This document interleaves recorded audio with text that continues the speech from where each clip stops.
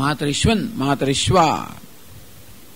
તો એક તો માતરિશ્વા એટલે વાયુ એ સમજાવવામાં આવે. વાયુ એટલે કોણ વાયુ? આ વાયુ છે સર્વ પ્રાણભૂત. વાયુ એટલે માત્ર વ્યષ્ટિ વાયુ પણ સમષ્ટિ વાયુ. સર્વ પ્રાણભૂત, બધા જ પ્રાણીઓને ધારણ કરનાર. આ બધા પ્રાણીઓ પણ અનિત્ય પ્રાણ ધરાવનાર જ પાછા.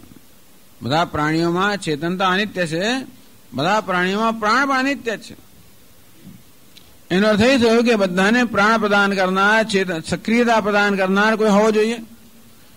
સર્વ પ્રાણભૂત ક્રિયાત્મક, બધા જ પ્રાણીઓને ધારણ કરનાર, બધા પ્રાણીઓને જીવન પ્રદાન કરનાર, જેને કારણે બધા જ પ્રાણીઓ જીવંત છે, જેને કારણે બધા પ્રાણીઓ સર્વ ક્રિયાત્મક, સર્વ ક્રિયાનું સ્વરૂપ છે. અર્થાત બધી ક્રિયાઓ, બધી ચેષ્ટાઓ પણ જેને કારણે છે. જગતના બધા જ તત્વો, આ બધા જ પ્રાણીઓ જે સક્રિયતા ધરાવે છે એ વાયુને કારણે છે. આપણે જાણીએ છીએ કે આપણા શરીરમાં વાયુ જતો રહે તો બધું બંધ, ઠપ થઈ જાય. બધી જ વસ્તુઓ ઠપ થઈ જાય એટલે બધી ક્રિયા બંધ થાય. હાથ બાદ ઊંચો થાય, કશું થાય નહીં. ભલે ને પછી કહો સાંભળો છો, પૂછીએ પણ કઈ જવાબ ના મળે. દેખાય છે, કશું ખબર ના પડે. આંખો જોઈ ના શકે, કાન સાંભળી ના શકે, વાણી બોલી ના શકે. હા આમ પડી ગયો બસ, ઊંચું ના કશું થઈ ના શકે. ટૂંકમાં આપણી કર્મેન્દ્રિયોની, જ્ઞાનેન્દ્રિયોની બધી જે ક્રિયાઓ છે એ પ્રાણ પર આધારિત છે. પ્રાણ ગયો એટલે બધી ક્રિયાઓ અનિશ્ચેતન બની ગયો, નિષ્ક્રિય બની ગયો. જે સક્રિયતા છે, ચેતનતા છે, બધું પ્રાણને કારણે છે. એટલે કહ્યું સર્વ પ્રાણભૂત, અને બધા જીવંત છે એનું કારણ પ્રાણ જ છે. જો હવા ચાલતી બંધ થઈ ગઈ તો આપણે ગુંગળાઈ જઈએ. હવા ચાલતી બંધ લોકો થોડી, કારણ હનુમાનજીને જયારે પેલા ઇન્દ્રએ વજ્રનો પ્રહાર કર્યો, હનુમાનજી નીચે પડી ગયા, ત્યારે વાયુને ખબર પડી, કોઈ કહ્યું છે તમારા દીકરાને આવું કર્યું ઇન્દ્રએ. એટલે વાયુ ગુસ્સે થઈ ગયા અને વાયુ ચાલતા બંધ થઈ ગયો. ત્રણેય લોકો ત્રાહી પોકારી ગયા, કારણ કે બધા ગુંગળા જ મળે. બધા વાયુ વગર કોઈ જીવી ના શકે. વાયુ આપણા જીવનને ધારણ કરે છે. એટલું જ નહીં, પરંતુ પ્રાણ, અપાન, વ્યાન, ઉદાન, સમાન એમ કરીને બધી આંતરિક ક્રિયાઓ છે બધાને ધારણ કરનાર છે. આપણા શરીરને, ઇન્દ્રિયોને, મનને, મન બુદ્ધિ બધાને પણ ખરેખર વાયુ આપણે આવી શક્તિ પ્રદાન કરનાર છે. જેમ જેમ વાયુ નબળો થતો જાય, 60 થયા, 65 થયા, 70 થયા, વાયુ નબળો થતો ગયો, તેમ તેમ પછી ધીમે ધીમે બધી બુદ્ધિ આમે 60 બુદ્ધિ નાઠી કહેવામાં આવે છે. બુદ્ધિ કામ કરતી ઓછી થઈ જ જાય. એની પહેલાની જે તેજસ્વીતા હતી, પહેલા શું હું યાદ નથી રહેતું. પહેલા બધું યાદ રહે, હવે યાદ નથી રહેતું. પહેલા તો જૂનું યાદ, નવું યાદ નથી રહેતું. યાદ રાખવાનું યાદ નથી રહેતું, નહીં રાખવાનું બધું યાદ રહેતું હોય. જો ક્યાં કોઈ ભૂલતું નથી આવતું, પણ જે હોય છે. પણ એટલે આપણા બધી વસ્તુ ધીમે ધીમે નબળી પડતી જાય. પ્રાણ, વાઇટાલિટી, આવી રીતે જરા પ્રાણ એટલે એ જ કહે છે કે સર્વ પ્રાણભૂત, આ બધાએ પ્રાણીઓનું પ્રાણ ધારણ કરનાર, જીવન ધારણ કરનાર, ક્રિયાત્મક, જેને કારણે બધી ક્રિયાઓ શક્ય બને છે. માત્ર આપણા દેહની ક્રિયાઓ નહીં, પણ જગતની બધી જ ક્રિયાઓ. તો જેને કારણે પવન વાતો હોય, જેને કારણે પાણી વહેતું હોય, આ બધી ક્રિયાઓ સતત થઈ રહી છે ને. પૃથ્વી ફરી રહી છે સૂર્યની આસપાસ, ચંદ્ર પૃથ્વીની આસપાસ, આ બધી ક્રિયાઓ જે થઈ રહી જેને કારણે છે. ક્રિયાત્મક યુદ્ધાશ્રયાણી કાર્યકરણ જાતાની. આ કાર્યકરણ, કાર્ય એટલે કે શરીર, સુસ્થૂળ શરીર, કરણ એટલે સૂક્ષ્મ શરીર. આ સ્થૂળ શરીર, સૂક્ષ્મ શરીર બધું જેના પર આધારિત છે. યુદ્ધાશ્રયાણી કાર્યકરણ જાતાની. એટલે સ્થૂળ શરીર, સૂક્ષ્મ શરીર આ બધું ત્યારે જ પોતાનું કાર્ય કરી શકે જ્યારે પ્રાણનો અનુગ્રહ હોય ત્યારે. એ પ્રાણરૂપી આશ્રય ન હોય તો અમને કોઈ ક્રિયા ન કરી શકે. યસ્મિન ઓતાની પ્રોતાની છે. અને બધા નામ રૂપાત્મક સમગ્ર જેમાં ઓતપ્રોત થયેલું છે. જેવી રીતે આ વસ્ત્ર છે, સૂતરમાં ઓતપ્રોત થયેલો છે.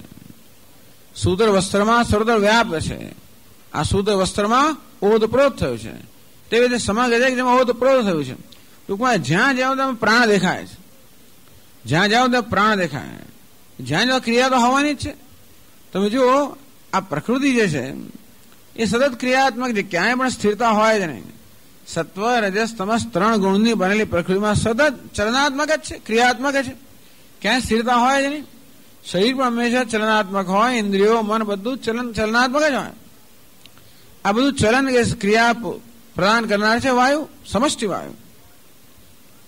એટલે કહે છે કે યસ્મિન ઓતાની પ્રોતાની છે સમગ્ર પ્રાણીજાત કે જળ ચેતન સમગ્ર નામ રૂપાત્મક છે કે જેમાં ઓતપ્રોત થયેલું છે, જેના પર આધારિત છે, જે સર્વમાં વ્યાપ્ત છે, સર્વને ક્રિયા પ્રદાન કરે છે, સર્વને ચેતનતા પ્રદાન કરે છે.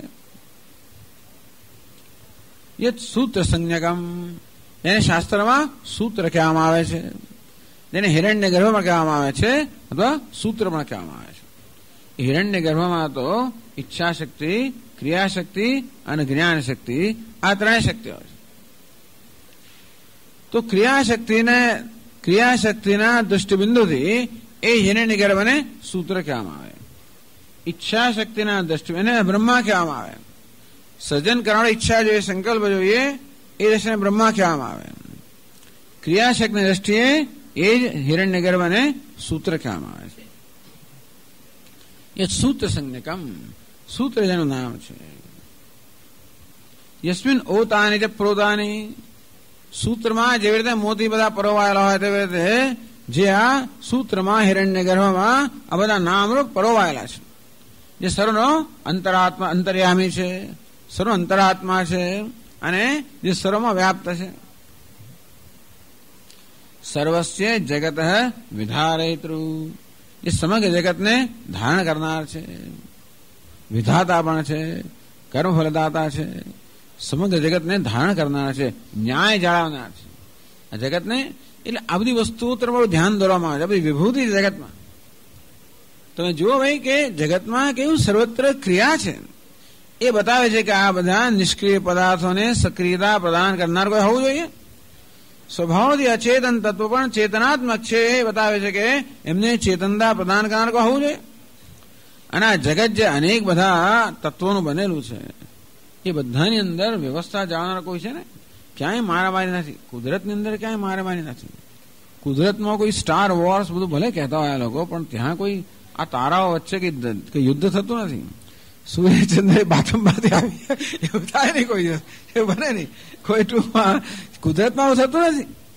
કુદરતના બધા તો ડાયા ડમા થઈને આજ્ઞાંકિત થઈને પોતપોતાનું કાર્ય કરે છે. ક્યાંય પણ મારામારી નહીં ત્યાં આગળ. એનું બતાવે છે કે એમનું નિયંત્રણ કરનાર કોઈ હોવું જોઈએ. જ્યારે નિયંત્રણ ના હોય તો અવ્યવસ્થા હોય. વ્યવસ્થા બતાવે છે કે એ વ્યવસ્થા જાણનાર કોઈક નિયંતા હોવો જોઈએ.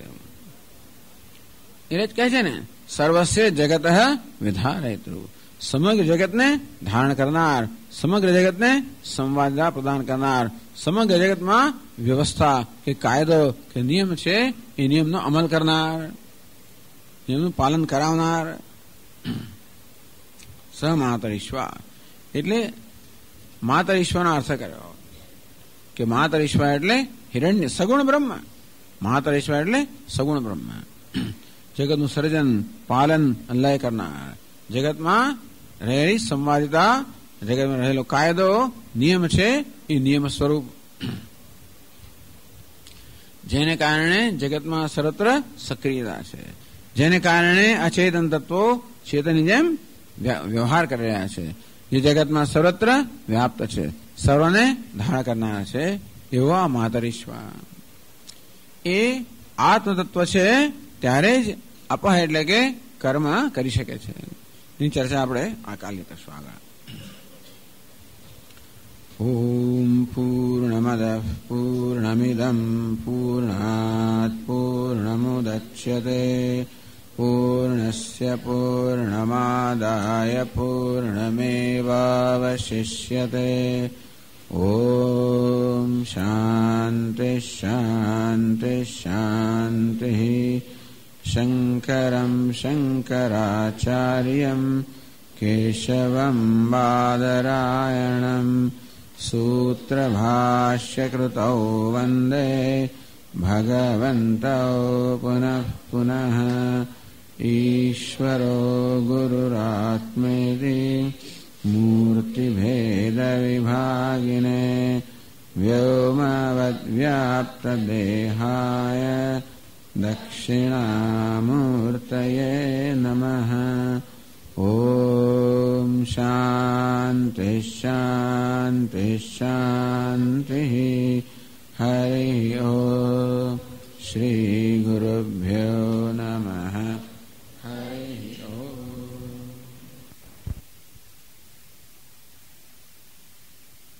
यमान् शन्न इन्द्रो बृहस्पतिः शन्नो विष्णुरुक्रमः। नमो ब्रह्मणे नमस्ते वायो त्वमेव प्रत्यक्षं ब्रह्मासि त्वमेव प्रत्यक्षं ब्रह्म वदिष्यामि ऋतं वदिष्यामि सत्यं वदिष्यामि तन्मामवतु तद्वक्तारमवतु माम् अवतु वक्तारम्। ॐ शान्ति शान्ति शान्तिः। ॐ सहनाववतु सहनौ भुनक्तु सह वीर्यङ्करवावहै तेजस्विनावधीतमस्तु मा विद्विषावहै। ॐ शान्ति शान्ति। ॐ पूर्णमदः पूर्णमिदं पूर्णात् पूर्णमुदच्यते पूर्णस्य पूर्णमादाय पूर्णमेवावशिष्यते। ॐ शान्ति शान्ति शान्तिः। श्रुतिस्मृतिपुराणानाम् आलयं करुणालयं नमामि भगवत्पादं शङ्करं लोकशङ्करं शङ्करं शङ्कराचार्यं केशवं बादरायणं सूत्रभाष्यकृतौ वन्दे भगवन्तौ पुनः पुनः। ईश्वरो गुरुरात्मेति मूर्तिभेदविभागिने व्योमवद्व्याप्तदेहाय दक्षिणामूर्तये। ॐ ईशावास्यमिदं सर्वम्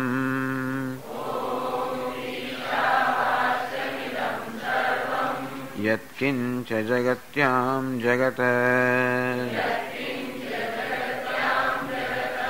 तेन त्यक्तेन भुञ्जीथाः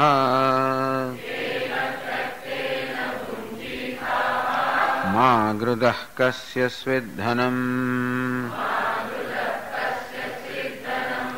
कुर्वन्नेवेह कर्माणि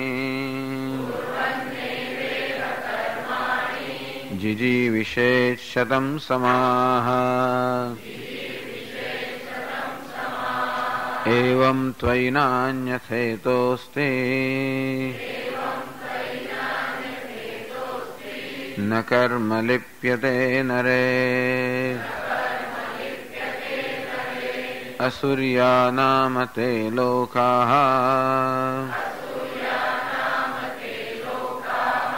अन्धेन तमसावृताः तांस्ते प्रेत्याभिगच्छन्ति ये के चात्महनो जनाः। अनेजदेकं मनसो जवीयः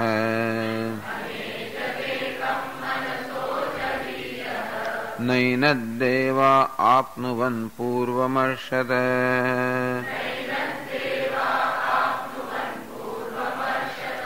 તદ્ધાવતો જ્ઞાનત્યેતિ તિષ્ઠતે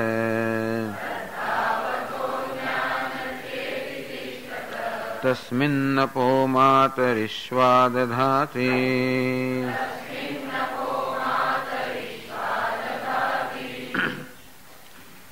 તસ્મિન માતરિશ્વા આપહ દધાતિ.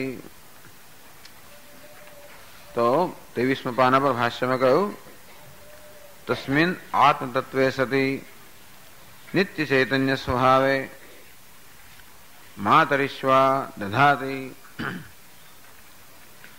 તો ગઈકાલે ચર્ચા કરી તે પ્રમાણે તસ્મિન એટલે તત્શબ્દની 7મી વિભક્તિ. તસ્મિન અર્થાત તેનામાં એવો અર્થ ના કર્યો એટલે અધિકરણ તસ્મિન તો કોઈક સ્થળ માટે એનો પ્રયોગ થાય 7મી વિભક્તિનો. તો તસ્મિન એટલે કે તે પરમાત્મામાં આ માતરિશ્વા હિરણ્યગર્ભ અપ એટલે કે જળ કે કર્મનું આધાન કરે છે એવો અર્થ સુસંગત નથી. કારણ કે બ્રહ્મન કે પરમાત્મા કોઈ સ્થાન નથી, કોઈ દેશ કાળ કે વસ્તુમાં મર્યાદિત નથી. સ્થાન તો એવું હોય જે દેશમાં મર્યાદિત હોય, અને એવું ન હોવાને કારણે આ વાક્યનો કોઈ અર્થ થાય જ નહીં. તસ્મિન એટલે તે પરમાત્મા પર માતરિશ્વા જળ કે કર્મનું આધાન કરે છે. એવું ત્યારે થઈ શકે જયારે એ તે એટલે પરમાત્મા કોઈ સ્થળ વિશેષ હોય ત્યારે કઈ થઈ શકે ને. હોમ કુંડ હોય તો આપણે એમાં કઈક આહુતિ નાખી શકીએ, એવું તો છે નહીં. એટલે તસ્મિન સતી એ પરમાત્મા છે ત્યારે એ પરમાત્માની હાજરીને કારણે એ પરમાત્મા હોવાને કારણે માતરિશ્વા આ જળ એટલે કે કર્મનું આધાન કરી શકે એવો અર્થ કર્યો. તસ્મિન નિત્ય ચૈતન્ય સ્વભાવે સતી. એ પરમાત્મા કહ્યું છે નિત્ય ચૈતન્ય સ્વભાવ. એ પરમાત્મા સિવાય બીજા કોઈનો સ્વભાવ નિત્ય ચૈતન્ય નથી, માતરિશ્વાનો પણ નહીં. તો માતરિશ્વર હિરણ્યગર્ભ, હિરણ્યગર્ભનો પણ જેમાં જે ચેતનતા છે એ ચેતનતા પણ આ પરમાત્માને કારણે છે. એટલે બહુ વિચારે ને નિત્ય ચૈતન્ય સ્વભાવે સતી એવા શબ્દ પ્રયોગ કરે છે કે આ બધા જ અનિત્ય ચૈતન્ય છે. માતરિશ્વા અર્થાત હિરણ્યગર્ભથી માણીને બધા જ અનિત્ય ચૈતન્ય છે. એમનામાં જે ચેતનતા છે એ અનિત્ય છે. જેમ આપણા દેહમાં ચેતનતા છે જ્યાં સુધી દેહમાં પ્રાણ હોય ત્યાં સુધી. આ દેહમાં પ્રાણ ન હોય તો દેહમાં ચેતનતા ન હોય. તેમ હિરણ્યગર્ભ પણ ત્યારે પ્રલય આવે ત્યારે બધા જાણે કે અચેતન બની જાય છે.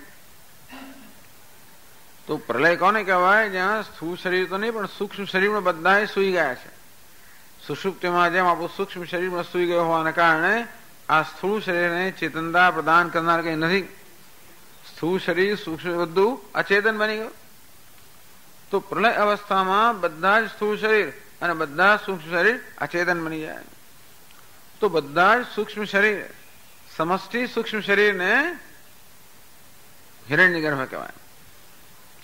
એટલે કે પ્રલયમાં હિરણ્યગર્ભ બ્રહ્માજી પણ સુઈ ગયેલા છે, એ પણ અચેતન થઈ ગયા છે.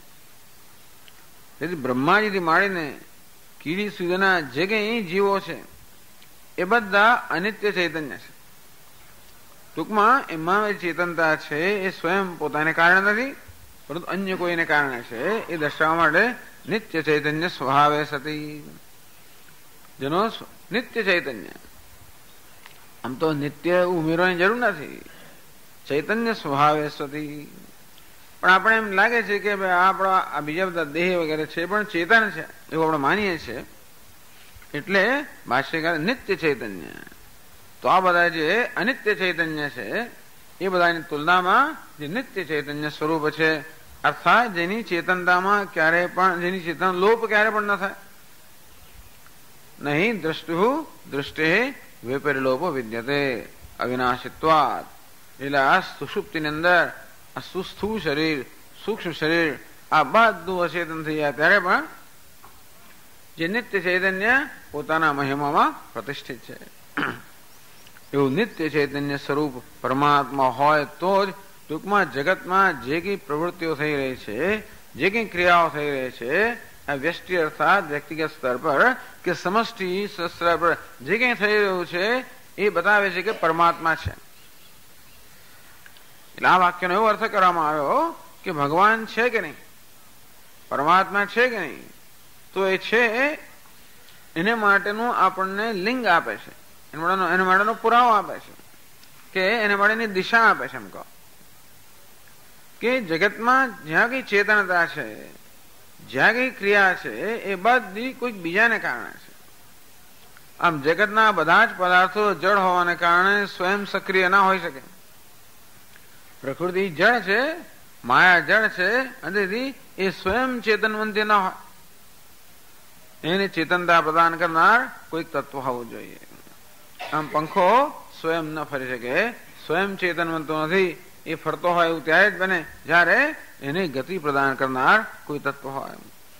એટલે કે વીજળીને આપણે જોઈ ન શકતા હોઈએ, છતાં પણ વીજળીનું આપણે અનુમાન કરી શકીએ કે પંખો ફરે છે, પણ પંખામાં સ્વયં ફરવાની ક્ષમતા નથી, અને માટે એને આવું ગતિ પ્રદાન કરનાર કોઈક તત્વ હોવું જોઈએ, સૂક્ષ્મ તત્વ હોવું જોઈએ, જે ભલે આપણે જોઈ ન શકતા હોય પણ એક છે. એટલે આપણે કશું જોઈ શકતા નથી કે કશું અનુભવી શકતા નથી, મારે એ વસ્તુ નથી, એ જાતનો જો આપણો ખ્યાલ કે નિર્ણય હોય તો એ બરોબર નથી. તો ઘણા લોકો એમ કે ભગવાન દેખાતો નથી, અનુભવ આવતો નથી, માટે નથી. અહીં સિવાય કોઈ પણ વસ્તુ અનુભવાતી નથી, માટે નથી. જો કે ભગવાન અનુભવાતો નથી એ વાત બરોબર નથી, કારણ કે ભગવાન પોતે અનુભવ સ્વરૂપ છે. આપણો ભગવાન એટલે અદ્વિતીય ભગવાન, કશી વસ્તુ જેનાથી જુદી નથી એવો ભગવાન, જે બધાથી જુદો છે પણ કશું જેનાથી જુદું નથી. એ પછીના મંત્રમાં આવશે. તો એવો ભગવાન જેની આપણે વાત કરીએ છીએ, એ તો સર્વનો આત્મા છે. સર્વનો આત્મા છે, સર્વ એના પર આધારિત છે.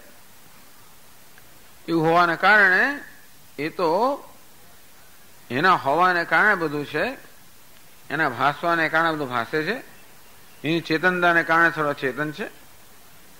તેથી એમ પણ ન કહેવાય કે આપણે ભગવાનનો અનુભવ નથી કરતા, ભગવાન દેખાતો નથી એવું પણ ના કહેવાય. કારણ કે ભગવાન સિવાય કશું હોય તો એમ કહેવાય ને કે ભગવાન દેખાતો નથી. જે કંઈ દેખાતું હોય કે જે કંઈ અનુભવાતું હોય તો ભગવાન છે જ. એટલું જ નહીં, પરંતુ જે અનુભવ કરનાર છે એ પણ ભગવાન છે, અને ભગવાન વાસ્તવમાં અનુભવ કરનાર અને અનુભવનો વિષય એ બંનેથી પર પણ છે. બધું જ ભગવાન છે, ભગવાન સિવાય કશું છે જ નહીં. એવું હોવાને કારણે આપણને કોઈ તકલીફ નથી. ભગવાન છે સાબિત કરવાની પણ આપણે તકલીફ નથી. જે લોકો ભગવાનને, ઈશ્વરને જીવ કરતા જુદા માને છે, એને કારણે ઈશ્વરને કોઈક બીજા લોકમાં હોવાનું માનતા હોય, ત્યાં પૂરતો જ ભગવાન મર્યાદિત છે અને બીજા નથી એવું જે માનતા હોય, એમના માટે ભગવાન છે કે નહીં એ પુરવાર કરવા માટે શ્રદ્ધા કે વિશ્વાસ સિવાય બીજો કોઈ માર્ગ નથી. પણ આપણો એક ભગવાન જ છે. ભગવાન એક છે એવું નહીં, પણ એક ભગવાન જ છે. અને જે કંઈ છે એ ભગવાન છે. જે કંઈ છે ભગવાનને કારણે છે, જે કંઈ છે ભગવાનની વિભૂતિ છે. એ હોવાને કારણે આ બધું છે એ જ ભગવાનની સાબિતી છે. વસ્તુ છે એ જ બધા ભગવાન છે. પણ છતાં એ નિર્વિશેષ ચૈતન્ય એ આપણે ઇન્દ્રિયોનો વિષય ના બની શકે, આપણા મનનો વિષય ના બની શકે. અને ઇન્દ્રિય અને મનનો જે વિષય હોય એ જે છે એવું સ્વીકારવાનો આગ્રહ રાખનારા માટે આ કહેવામાં આવે છે તસ્મિન નપો માતરિશ્વા દધાતિ, તસ્મિન આત્મતત્વે નિત્ય ચૈતન્ય સ્વભાવે સતી.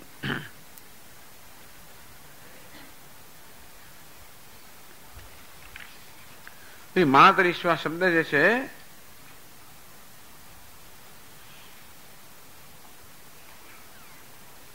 એ શબ્દનો અર્થ સમજાવ્યો. ખૂબ બધા બહુ લાંબુ વર્ણન કર્યું શંકરાચાર્ય મહારાજે. માતરી અંતરિક્ષે શ્વયતી ગચ્છતી માતરિશ્વા, અને અલુક સમાસ કહે છે. માતરી સાતમી વિભક્તિ જળવાઈ રહી, નહીં તો માતઃ અને સ્વ, માતસ્વ એવો કંઈક અર્થ થવો જોઈએ. પણ એને બદલે માતરિશ્વા, માતશ્વા એવું થવાના બદલે માતરિશ્વા. માતરિશ્વયતિ ગચ્છતિ. જે પોતાની માતામાં ગઈકાલે કહ્યું તે પ્રમાણે વાયુની માતા આકાશ છે ઉપાદાન કારણ. તેથી આકાશ વાયુમાં વિચરણ કરતા હોય છે, ગતિમાન હોય છે. એટલે કે જાણે કે વાયુ પોતાની માતામાં વિચરણ કરે છે. એટલે એને માતરિશ્વા કહેવામાં આવે. માતરી અંતરિક્ષે શ્વેતિ ગચ્છતિ માતરિશ્વા વાયુ. એટલે માતરિશ્વા શબ્દનો વાયુ થાય એની વ્યુત્પત્તિ પર નક્કી કરે.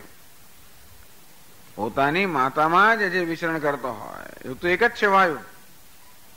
આકાશ માતા છે અને વાયુ એનો પુત્ર કહેવાય, એનું કાર્ય કહેવાય. આકાશાદ વાયુ, વાયુ અગ્નિ. વાયુ પુત્ર અગ્નિ સમાન છે. આપણા હનુમાનજી વાયુ પુત્ર છે ને, પણ અગ્નિનું સ્વરૂપ માનવામાં આવે. અતુલિત બલધામમ હેમ શૈલાભદેવમ ધનુજવન કૃષાનમ. આ રાક્ષસોના રાક્ષસ રૂપી વન માટે અગ્નિ સમાન છે. તો વાયુના પુત્ર અગ્નિ, પણ આકાશનો પુત્ર વાયુ. એટલે આકાશમાં એનો પુત્ર એવું છે પાછું. ટૂંકમાં આકાશ ઉપાદાન કારણ છે, વાયુ એનું કાર્ય છે. માતરિશ્વ વાયુ.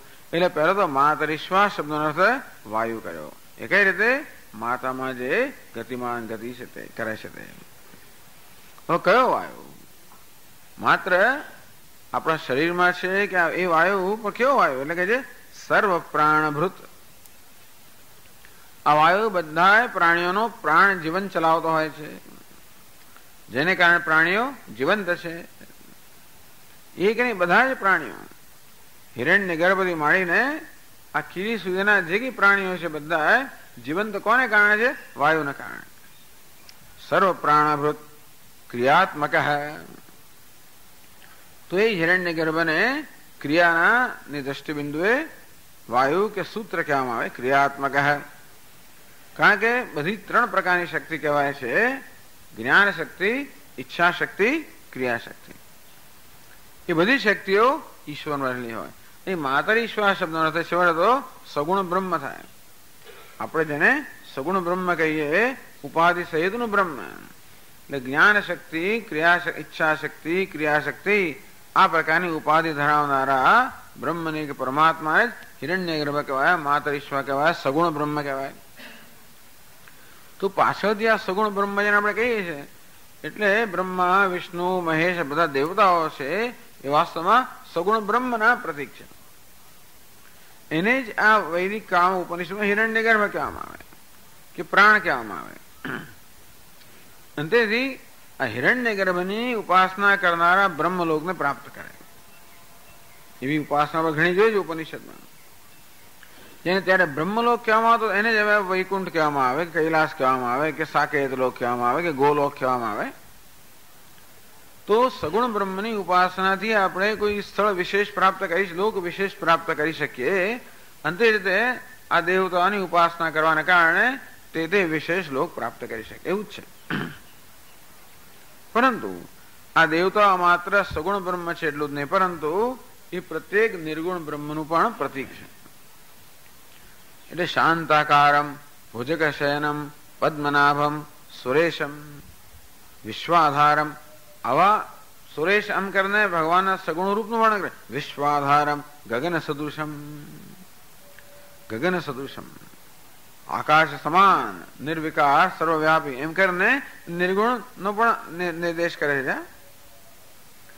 એટલે બ્રહ્મા, વિષ્ણુ, મહેશ વગેરે બધા દેવતાઓ છે સગુણ બ્રહ્મ, નિર્ગુણ બ્રહ્મ.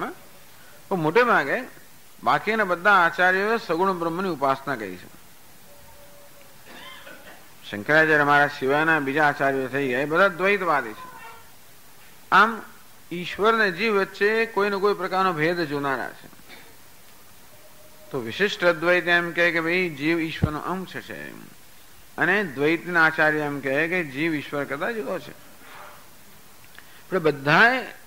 એ બધા જ પંથમાં કે સંપ્રદાયમાં ઉપાસનાનું પ્રાધાન્ય છે.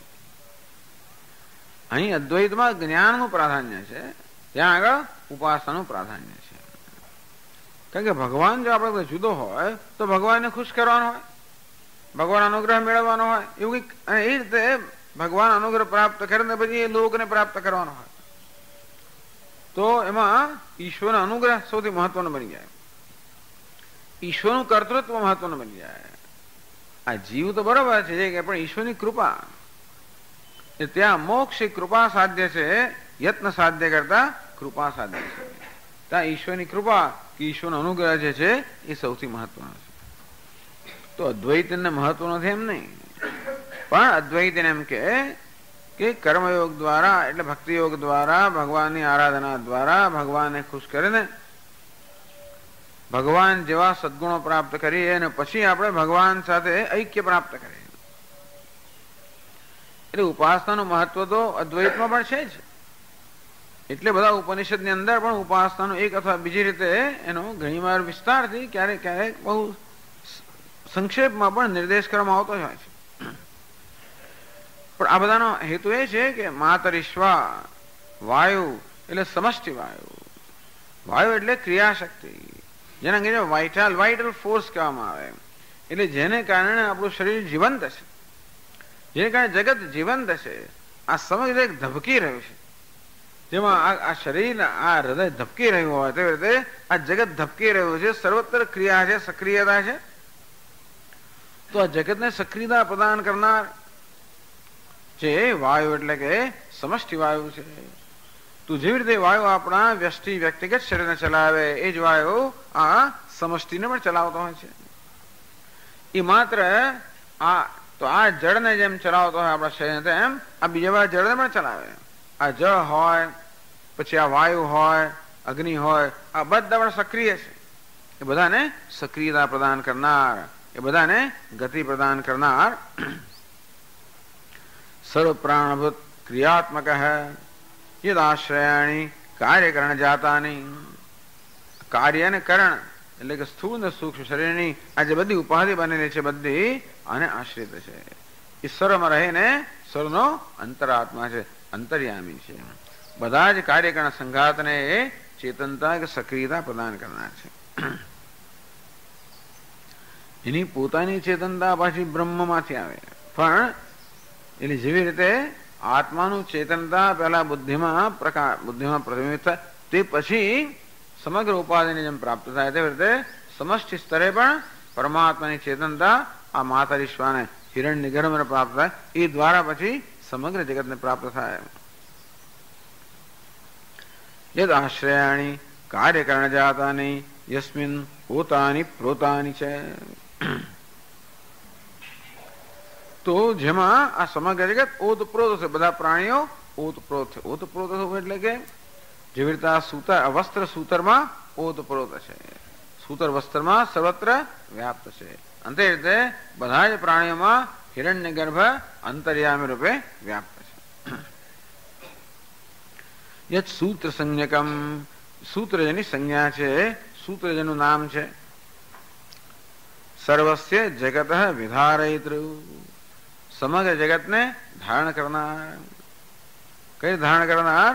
સમગ્ર જગતમાં ધારણ કરો, અર્થાત સમગ્ર જગતમાં એક નિયમ જે છે એ નિયમને ધારણ કરનાર. એ સમગ્ર જગતમાં જે નિયતિ છે, વ્યવસ્થા છે, એ વ્યવસ્થા જેને કારણે છે. તો સમગ્ર જગતને ધારણ કરનાર તો નિયતિ જ છે. સ્વામીજી મહારાજ જેને કે order, there is an order. જગતમાં એક કાયદો છે, વ્યવસ્થા છે, નિયતિ છે, એ સમગ્ર જગતને ધારણ કરે છે અને નિયમ પ્રમાણે જ બધું બનતું હોય છે. તો જેને કારણે આ સમગ્ર જગતમાં નિયતિ છે, સંવાદિતા છે, અનેકતામાં એકતા છે. આ સમગ્ર વૈવિધ્યપૂર્ણ કે અનેકાત્મક જે જગત છે એ બધાને ધારણ કરનાર, એ બધાને એકત્રિત રાખનાર. કારણ કે આ તો જગત તો અનેક બધા અંગોનું અવયવનું બનેલું છે ને, પણ છતાં એક સમુદાય એ પ્રકારે કાર્ય કરી રહ્યો છે. જેમ આપણો દેહ પણ અનેક બધા અંગોનો બનેલો હોય, પરંતુ એક સમુદાય હોય એ રીતે કાર્ય કરી રહ્યો છે. તો આપણા દેહના બધા અંગોમાં, બધી ઇન્દ્રિયોમાં જેવી રીતે સંવાદિતા છે, એક જ ચૈતન્ય સમગ્ર દેહની પ્રત્યેક કોષનો પણ આત્મા છે. અને તેથી આ બધા દેહને ભેગું કોણ કરી રાખી રહ્યું છે? આ દેહમાંથી એકવાર વિદાય લે ત્યારે બધા ભાગ છૂટા પડી જાય. જ્યાં સુધી પ્રાણ આ દેહમાં છે ત્યાં સુધી આ દેહના બધા જ અવયવો, બધી જ ઇન્દ્રિયો, બધા જ કોષ બધા ભેગા છે. એ બધી અનેકતાને એકતા પ્રદાન કરનાર, બધાને ભેગા રાખનાર એક સૂત્રતા બધામાં છે. જો વાયુ કે પ્રાણ આ દેહમાંથી વેરાય લે કે ધીમે ધીમે ધીમે બધું પોતપોતાને ઘેર જતું રહે. અંદરનો વાયુ પેલા વાયુમાં જતો રહે, અંદરનો અગ્નિ એના ઘેરે જતો રહે, જળ પોતાને ઘેર જતો રહે, બધા જતા રહે. ધીમે ધીમે ધીમે આ બધું છૂટું પડી જાય. આપણે જોઈએ શરીરને, મૃત શરીરને, મૃત દેહને જો એમને એમ છોડવામાં આવે તો ધીમે ધીમે ધીમે એને આપણે કશું ના કરીએ, દાટીએ ને બાળીએ કશું ના કરીએ તો પણ સમય જતા એ પોતપોતાના બધા હવે પોતાના બધા તત્વો મળી જવા છૂટું પડી. એને ભેગું રાખનાર કોઈ નથી. બાકી એ શરીરમાં આમાં ફેર શું છે? મરી ગયા પછી પણ એવું ને એવું જ દેખાતું હોય છે, પણ છતાં આ બધા તત્વોને ભેગું રાખનારો કોઈ નથી. એટલે કહ્યું ને, સર્વસ્ય જગત વિધારયિતૃ. જેમ આ દેહના બધા ભિન્ન ભિન્ન અંગોને ધારણ કરનાર, એમને એક સાથે રાખનાર, એમને સમગ્રતા પ્રદાન કરનાર, એને સમુદાયપણું પ્રદાન કરનાર જેવું તત્વ છે, તેમ જગતમાં પણ કેટલા બધા, કેટલી ગેલેક્સી, અસંખ્ય ગેલેક્સી, અસંખ્ય આકાશગંગાઓ. એ દરેક ગેલેક્સીમાં આકાશગંગામાં અસંખ્ય બધા તારાઓ. એ દરેક તારાનું પણ વળી પાછું તારા મંડળનું પણ પાછું આ શું કહેવાય ને, સૂર્યમંડળ હોય, અનેક ગ્રહો બધા હોય, એમાં પૃથ્વી એક ગ્રહ હોય, એમાં અસંખ્ય બધા જીવો અને કેટલો બધો. તો આ જગતમાં કેટલી બધી વિવિધતા છે, અનેકતા છે, વિવિધતા છે. અને ઉપર છેલ્લી રીતે જોતા તો આ બધામાં આપણને કશો કોઈ સંબંધ દેખાતો નથી. બધા જાણે સ્વતંત્ર હોય એમ લાગે. સૂર્ય એની રીતે ફરી રહ્યો હોય અને ચંદ્ર એની રીતે ફરી એમ લાગે, પણ નહીં, આ કશું એમને ફરતું નથી. આ બધાને વ્યવસ્થિત ફેરવનાર, એમની ધરી પર ને એમની ગતિમાં રાખનાર કંઈક તત્વ છે. ચંદ્રમાં બરોબર ફરી રહ્યો છે, પૃથ્વી બરોબર ફરી રહે છે, સૂર્યની આસપાસ પણ ફરે છે, પોતાની ધરી પર પણ ફરે છે, તો નિયમિત થઈ રહ્યું છે. એટલે કે જેમ વૈજ્ઞાનિકો કહે તેમ જગતના બધા જ જે પદાર્થો છે બધાને ભેગું રાખનાર એક તો ગુરુત્વાકર્ષણ બળ એ લોકો કહે. પણ આપણે કહીએ કે એક મૂળભૂત બળ છે, એક મૂળભૂત ફોર્સ કે બળ છે, એક તત્વ છે જે આ બધાને ભેગું રાખે છે. આ બધી મહત્વની વસ્તુઓ છે. અનેકતામાં એકતા આપણને દેખાડે છે કે કેવી રીતે આ બધું અત્યંત વૈવિધ્યપૂર્ણ જગત છે, પણ બધું એક સમુદાય હોય એ રીતે કાર્ય કરી રહ્યું છે. It's an organic whole. આખું જગત પણ જેમ આપણો દેહ જે છે એક ઓર્ગેનિક હોલ, એક જીવંત સમુદાય છે, તેમ જગત પણ એક જીવંત સમુદાય છે. એમ ન માનું કે આ બધું જળ છે. એ જળને પણ આપણે ખરેખર એને સૂક્ષ્મતા જોઈએ તો જ્યાં આપણે સર્વત્ર ચેતન જણાશે. સર્વસ્ય જગત વિધારયિતૃ.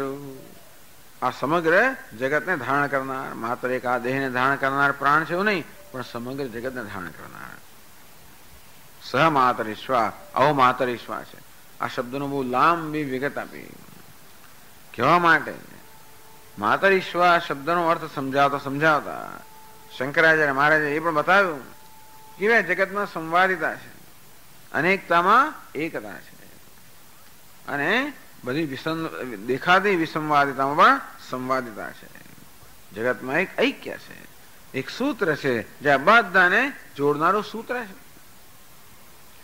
જેમ માળામાં બધા ફૂલને જોડનારું એક સૂત્ર હોય તેવી રીતે આ જગતના બધા જનાવરોને જોડનારું એક સૂત્ર છે. એનું નામ માત્ર ઈશ્વર, એનું નામ જ ઈશ્વર, એનું નામ જ સગુણ બ્રહ્મ. હો માતર ઈશ્વર. તસ્મિન અપહ માતરીશ્વા દધાતિ. તસ્મિન નિત્ય ચૈતન્ય સ્વભાવે આત્મની સતી. એ પરમાત્મા નિત્ય ચૈતન્ય સ્વભાવ પરમાત્મા છે, ત્યારે આ માતરીશ્વા આપહ એટલે જળ, દધાતિ એનું આધાન કરે છે. હવે જળનું આધાન કરવું એટલે શું? એટલે સમજાવે છે. આગળ કહે છે 23મા પાના પર 8મી લાઈન. અપહ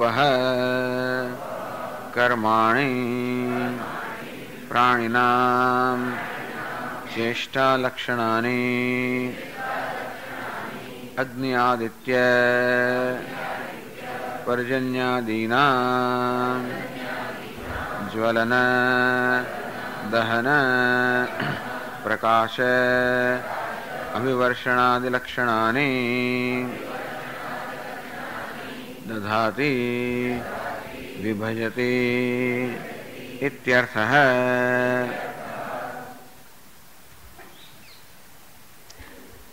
તો અપહ એટલે કે જળ. એ જળનો અર્થ કર્યો અપહ કર્માણી. એ જળનો અર્થ કર્યો કર્મ. જળનો પહેલા અર્થ કર્યો પ્રવાહી અને પ્રવાહીનો અર્થ કર્યો કર્મ. એટલે કે આપણા વૈદિક યજ્ઞ આગાથી થતા હોય એમાં જે આહુતિ આપવામાં આવતી હોય એ મુખ્યત્વે કોઈનું કે પ્રવાહીની આહુતિ હોય છે. ક્યાં તો એમાં ઘી હોમવામાં આવે, ક્યારેક દૂધ હોમવામાં આવે, ક્યારેક દહીં હોમવામાં આવે, સોમરસ હોમવામાં આવે. આ મુખ્યત્વે આહુતિ કોઈનું કોઈ પ્રકારની પ્રવાહી હોય છે. તો જળ જે છે એ પ્રવાહીનું સૂચક છે. આ પ્રવાહી આહુતિનું સૂચક છે, આહુતિ કર્મનું સૂચક છે. તેથી જે કારણવાચી શબ્દ છે એનો પ્રયોગ કાર્યના અર્થમાં કરવામાં આવે. કર્મ તો કાર્ય છે, ટૂંકમાં જેનાથી કર્મ કરવામાં આવે છે.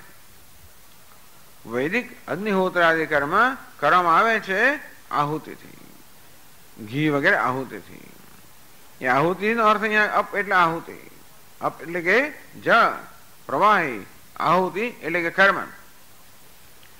એમ કે આને આપણે શાસ્ત્રમાં લક્ષણાવૃત્તિ કહીએ. પણ વાચ્યાર્થ લેતા નથી. અપ શબ્દનો વાચ્યાર્થ થાય જળ, એ બેસતો નથી. એટલે એનો અર્થ કર્યો પ્રવાહી, એટલે એનો અર્થ કર્યો આહુતિ. એ પણ બેસતું નથી, એનો અર્થ કર્યો કર્મ. તો કે એટલે અપહ કર્માણી પ્રાણચેષ્ટાયા અબનિમિત્તત્વ પ્રસિદ્ધે. એક બીજી પણ એક મજાની વસ્તુ છે કે આપણા પ્રાણની ચેષ્ટા જે છે ને એ પણ જળને કારણે છે. એવું છંદો કે ઉપનિષદ કહેવામાં આવ્યું. આપોમય પ્રાણ ન પીબત વિચ્છેદતે. તો શ્વેત ગીતના પિતા ઉદ્દાલકે તો ઘણો ઉપદેશ કરતા હતા. ત્યારે અન્નમય સૌમ્ય મન, એ સૌમ્ય આ મન તો અન્નનું બનેલું છે. આપોમય પ્રાણ, આ પ્રાણ તો જળનો બનેલો છે. ને તેજોમયી વાક, આ વાણી તો તેજની બનેલી છે. એટલે પેલું વાણી તેજની બનેલી છે ને આ પ્રાણ જળનો બને, એમાં કઈ બહુ એને શંકા ના પડી. પણ આ મન આપણું અન્નનું બને કઈ રીતે? એટલે ભાઈ પિતા એને બોલાવ્યો કે તું 15 દિવસ ઉપવાસ કર, અન્ન ખાઈશ જ નહીં. અન્ન એટલે કશું નહીં, ફળ બળ કશું નહીં, કઈ ખાવાનું નહીં. પણ પાણી જેટલું પીવું એટલું પી જાય. કેમ? આપોમય પ્રાણ, ટકા પ્રાણ જે છે એનું પોષણ જળ કરે છે. ન પીબત વિચ્છેદતે. જે પાણી નહીં પીએ એનો પ્રાણ જતો રહેશે, એવું ત્યાં કહેવામાં આવ્યું. આપોમય પ્રાણ, આપણું જે પ્રાણ છે એનું પોષણ કરનાર જળ છે. આપણું મન છે એનું પોષણ કરનાર અન્ન છે. આપણી વાણી છે એનું પોષણ કરનાર તેજ છે, એટલે અગ્નિ છે. એ દ્રષ્ટિએ પણ આ જળ અને પ્રાણને સંબંધ છે. કારણ કે આ જળ જે છે એ પ્રાણને ધારણ કરનાર છે, પ્રાણને પોષણ કરનાર છે. તો એટલા માટે પણ આ જળનો અર્થ એને પ્રાણની સાથે સંબંધિત કર્મ કરવામાં આવે. કારણવાચક શબ્દ કાર્ય લક્ષણ પ્રયુક્ત ઇત્યર્થ. ટૂંકમાં અપ જે કારણ છે અને કર્મ કાર્ય છે, તો કારણવાચી શબ્દ છે એ કાર્યમાં પ્રયુક્ત થવાનો. એકવાર દ્રષ્ટાંત આપેલું ને, ઘણી વાર બહુ વખત વરસાદ ન પડે ને તાકડે વરસાદ પડી જાય ત્યારે કે હા હા જો સોનું વરસી રહ્યું છે. એમ કે વરસે તો પાણી, પછી કે સોનું વરસે. કારણ કે આ જળ જે છે એ છેવટે પેલો પાક આપશે, એને કારણે પછી સોનું મળશે. તેથી કારણવાચી શબ્દ કાર્યમાં વપરાતો હોય એવી રીતે અહીંયા વપરાયો. અપહ કર્માણી પ્રાણીનામ ચેષ્ટા લક્ષણાની. ટૂંકમાં હિરણ્યગર્ભ છે, મહાતરેશ્વા છે, આ બધા જ કર્મ એટલે જે કઈ ચેષ્ટા જગતમાં થઈ રહી છે, માત્ર પ્રાણીઓને નહીં પરંતુ જળ ચેતન જે કઈ ચેષ્ટા કરી રહ્યું છે. આપણે ચેષ્ટાઓ કરી રહ્યા છે એટલું નહીં, પરંતુ અગ્નિ પણ બળવાની ચેષ્ટા. અગ્નિ આદિત્ય પર્જન્યાદિનામ જ્વલન દહન પ્રકાશ અભિવર્ષણાદિ લક્ષણાની ચેષ્ટાની. અગ્નિ જ્વલન દહન કરે, અગ્નિ બળે બાળે. આદિત્ય તો કે પ્રકાશ એટલે કે પ્રકાશિત કરે. પર્જન્ય એટલે કે વાદળ, તો અભિવર્ષણાદિ વર્ષા કરે, તો વાદળો વર્ષા કરવાની ચેષ્ટા કરે. સૂર્ય પ્રકાશવાની ચેષ્ટા કરે, અગ્નિ બાળવાની ચેષ્ટા કરે. ચેષ્ટાઓ છે ને કર્મ કરે. અગ્નિ કર્મ કરે છે બાળવાનો, સૂર્ય કર્મ કરે છે પ્રકાશવાનો કે ઉજાળવાનો.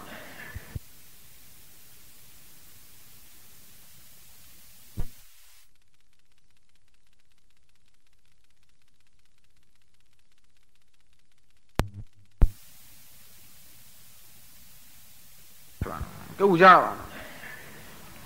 મેઘ કર્મ કરે છે વરસવાનો.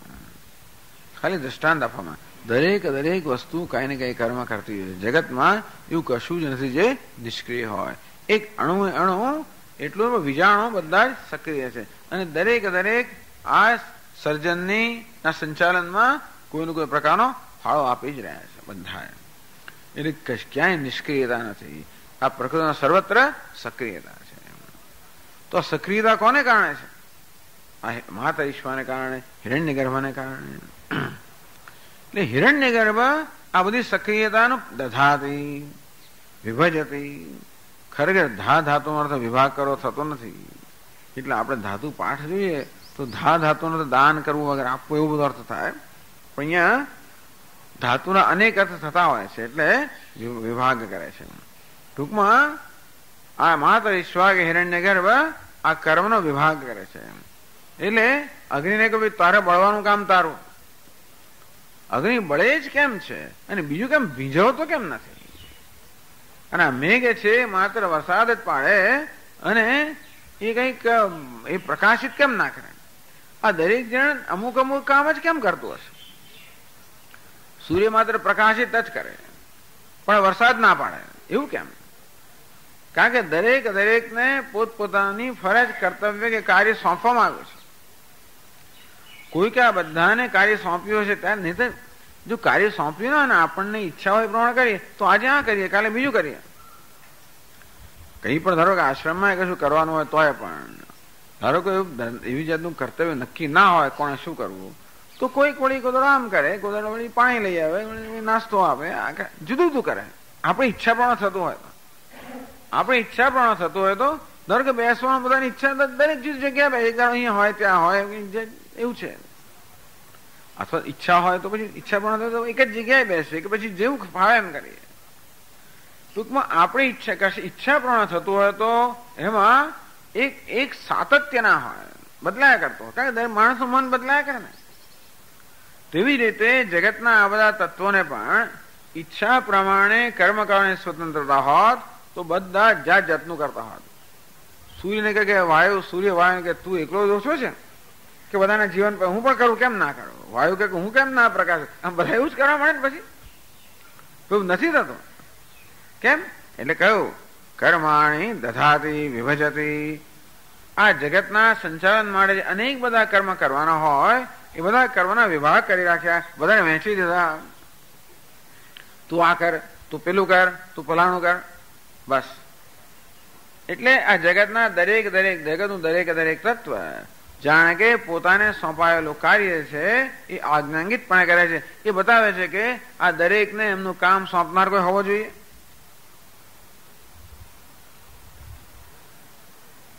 એ બધા જગતનો કોઈ નિયંતા હોવો જોઈએ, જગતનો કોઈ નિમિત્ત કારણ. આ માત્ર ઈશ્વર કોણ છે? નિયંતા છે. સગુણ બ્રહ્મ ઈશ્વર નિયંતા છે. એના નિયમ પ્રમાણે જગતના બધા તત્વો પોતપોતાનું કાર્ય કરે છે.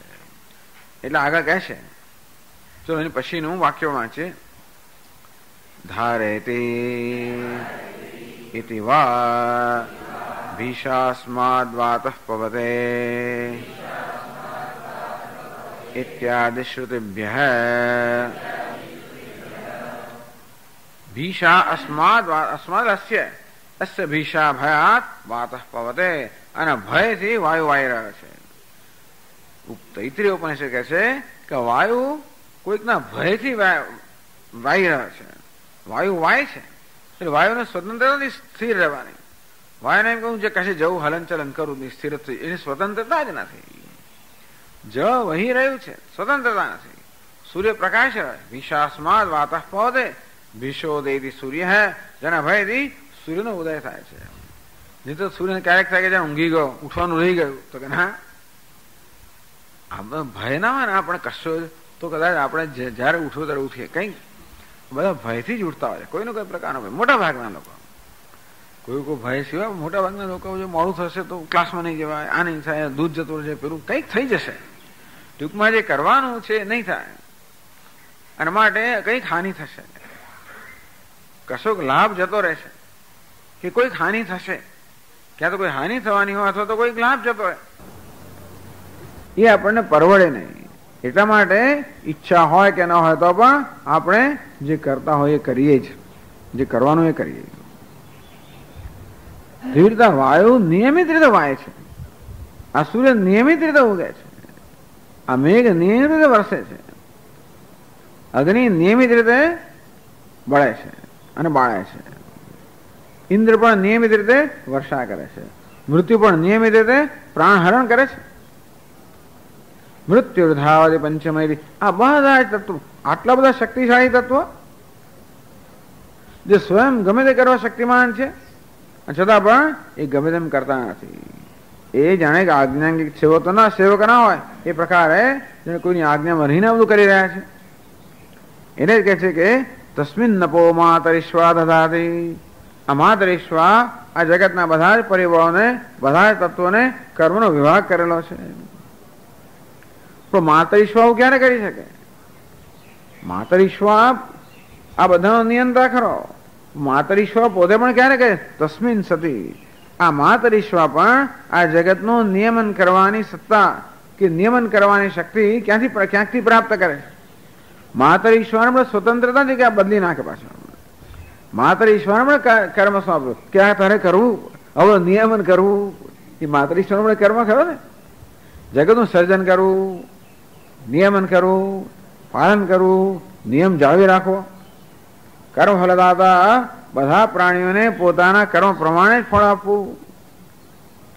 એ પણ બહુ મોટો ડાયો ડમરો સેવક છે. આ બધા સેવક ખરા પણ કહેવાનો વાત એ છે કે માતરિશ્વા જે આ બધા નિયંતા છે એ સ્વયં પણ સ્વતંત્ર નથી. એ કહેવાનામાં હેતુ છે. એને માટે માતરિશ્વાની આ મહાનતા કહેવામાં આવી કે માતરિશ્વા જે મહાનતા છે એ પણ કોઈક બીજાને કારણે એ તત્વ હોવું જોઈએ. ધારતી દીવા અથવા ધારણ કરે છે એમ કહેવાય.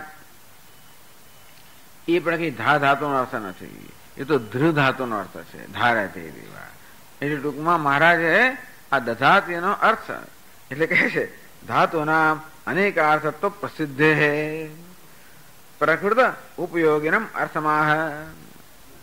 ધાતુઓના અનેક અર્થ થાય છે, પ્રસિદ્ધિ છે. અને અત્યારે જે ચર્ચા ચાલી રહી છે એમાં ઉપયોગી જે અર્થ હતા એ અર્થ કરવામાં આવે.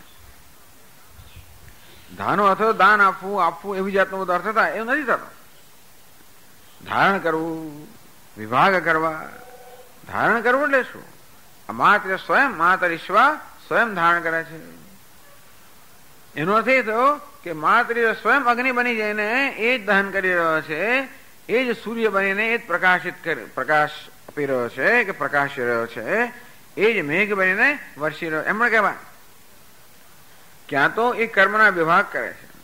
એ દરેકને પોતાનું કાર્ય સોંપે છે, દરેકને નિયુક્ત કરે છે અને એ બધાનો નિયંતા છે. અથવા તો એ સ્વયં બધું ધારણ કરે છે. એ સ્વયં અગ્નિ રૂપે જ્વલન કર્મ ધારણ કરે છે, સૂર્ય રૂપે પ્રકાશનું કર્મ ધારણ કરે છે. એ સ્વયં આ બધું બની ગયો છે. એ સ્વયં અગ્નિ છે, સ્વયં સૂર્ય છે, સ્વયં મેઘ છે, એ સ્વયં ઉપાદાન કારણ છે. એટલે આ રીતે દધાતી આ ધાતુના બે અર્થ કરીને શંકરાચાર્ય મહારાજ કહી રહ્યા છે કે આ માતરીશ્વા જગતનું નિમિત્ત કારણ છે અને ઉપાદાન કારણ પણ છે. કારણ કે વિભજતી વિભાગ કરે છે, બધાને નિયુક્ત કરે, એ તો નિયંતા છે. નિયંતા કોને કહેવાય? નિમિત્ત કારણ. એટલે જગતનું સર્જન કરનાર. જગતના સર્જન માટે બે કારણ જોઈએ, નિમિત્ત કારણ અને ઉપાદાન કારણ. નિમિત્ત કારણ એ સર્જન કરનાર છે, એનામાં સર્જન જેનું કરવાનું છે એનું જ્ઞાન હોવું જોઈએ, સર્વજ્ઞ હોવું જોઈએ, એ માટેની ક્ષમતા શક્તિ હોય, સર્વશક્તિમાન હોવો જોઈએ. એ નિમિત્ત કારણ છે, સર્વજ્ઞ સર્વશક્તિમાન હોવો જોઈએ. એ જ નિયંતા છે, કર્મફલદાતા છે.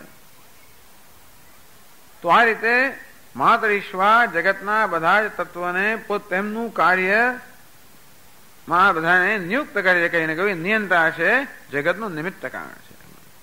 પણ ધારયતી ધારણ કરે છે. એ સ્વયં અગ્નિ, સૂર્ય, મેઘ બધું બનીને આ બધા કર્મને ધારણ કરે છે. એ સ્વયં ઉપાદાન કારણ પણ છે, એ નિમિત્ત કારણ પણ છે અને ઉપાદાન કારણ પણ છે. એટલે માતરીશ્વા કોઈ સામાન્ય નથી. તસ્મિન નપો માતરીશ્વા દધાતી. માતરીશ્વા નિમિત્ત કારણ પણ છે, ઉપાદાન કારણ પણ છે. એ કુંભાર પણ છે અને માટી પણ છે. એનું કોઈ દૃષ્ટાંત આપણી પાસે વ્યવસ્થિત નહીં છે. સ્વપ્ન દૃષ્ટાંત છે. નિમિત્ત એટલે ઉપનિષદના જોવા દૃષ્ટાંતો આપવામાં આવ્યા.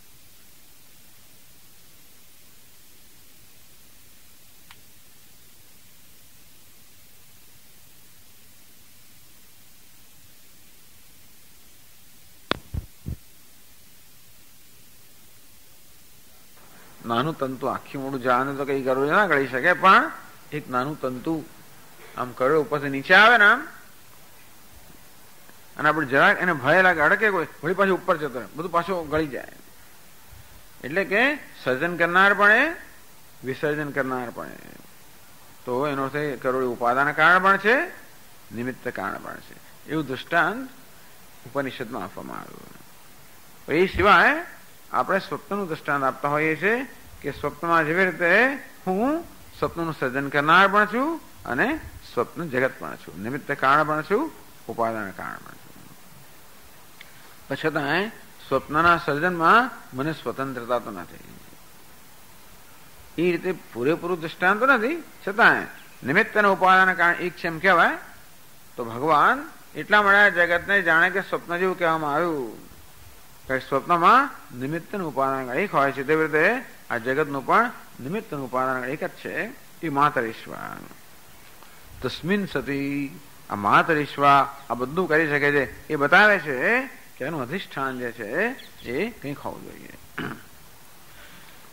એટલે કે માતરીશ્વા જુદો નથી. એમ ના માનું કે માતરીશ્વા જુદા અને બ્રહ્મન જુદું, એવું પણ નહીં. ત્યારે બે વચ્ચે શું સંબંધ છે? આ સંબંધ કેવો છે? વેદાંતિન માટે રજ્જુ સર્પ જેવો.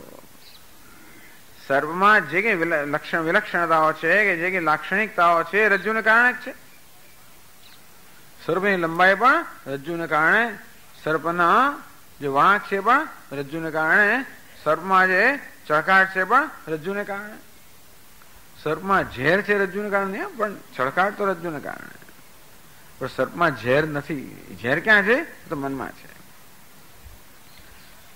જેવી રીતે આ સર્પ પોતાની સત્તા અને સ્ફૂર્તિ આ બધું રજ્જુથી પ્રાપ્ત કરે છે, તેવી રીતે માતરીશ્વા, હિરણ્યગર્ભ, સગુણ બ્રહ્મ, જેમ ભગવાન કહીએ છીએ, ઈશ્વર કહીએ છીએ, તો કે ભગવાન ઈશ્વર શબ્દના પ્રયોગો નિર્ગુણ બ્રહ્મ માટે પણ થતા હોય, પણ સામાન્ય રીતે તો એ પણ પોતાની સત્તા અને સ્ફૂર્તિ એના અધિષ્ઠાનથી પ્રાપ્ત કરે છે. એટલે છેલ્લા વાક્યમાં કહે છે સર્વાહી કાર્યકારણાદિ વિક્રિયા નિત્ય ચૈતન્યાત્મસ્વરૂપે સર્વાસ્પદ ભૂતે સતિ એવ ભવન્તિ ઇત્યર્થઃ.